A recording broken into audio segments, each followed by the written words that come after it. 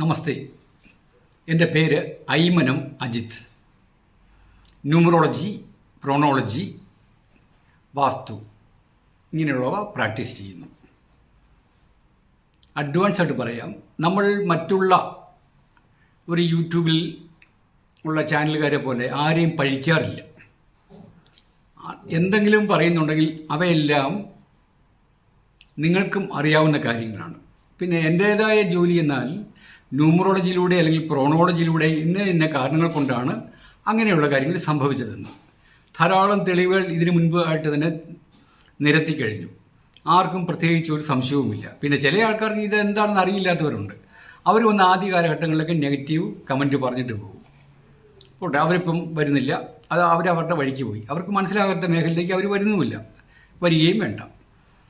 ഇന്നത്തെ കാര്യം നമ്മൾ ആരെയും പഴിക്കുകയല്ല, ഒരു പ്രത്യേകമായ ഒരു കണക്കാണ്. കഴിഞ്ഞ ദിവസം എറണാകുളത്ത് ലേക്ക് ഷോർ ഹോസ്പിറ്റലിൽ ഉണ്ടായിരുന്ന സീനിയറായിട്ടുള്ള ഡോക്ടർ ജോർജ് പി എബ്രഹാം, അദ്ദേഹത്തിൻ്റെ വളരെ പ്രായം ചെന്ന സമയത്ത് ആത്മഹത്യ ചെയ്തു. അതിൻ്റെ ന്യൂസൊക്കെ കണ്ടു. ധാരാളം ബുദ്ധിമുട്ടുണ്ട്.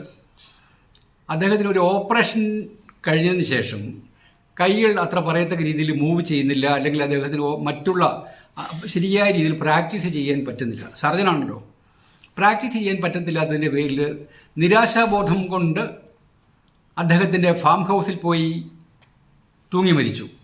ഇതാണ് നമ്മൾ കണ്ടത്. ആർക്കും ഒരു സംശയമൊന്നുമില്ല. പക്ഷെ നമുക്ക് ന്യൂമറോളജിയിലൂടെ ഒന്ന് ചെറിയ തോതിലൊന്ന് വീക്ഷിക്കാം. ആരെയും നമ്മൾ പഴിക്കുന്നില്ല. നമുക്ക് എന്തായാലും എന്ത് കിട്ടിയാലും ന്യൂമറോളജിയിലൂടെ കാണാമല്ലോ. അതാണല്ലോ ഇതിനു മുൻപായിട്ടുള്ള വീഡിയോസ് എല്ലാം. ഡോക്ടർ ജോർജ് പി എബ്രഹാം, അദ്ദേഹത്തിൻ്റെ പേരിൽ അക്ഷരങ്ങളുടെ എണ്ണം 16. ജോർജ് പി എബ്രഹാം എന്ന് പറഞ്ഞാൽ ആരും അറിയില്ല, ഡോക്ടർ എന്ന് പറഞ്ഞാലേ പറ്റുള്ളൂ. അപ്പോൾ ഡോക്ടറിൻ്റെ DR എടുക്കണം.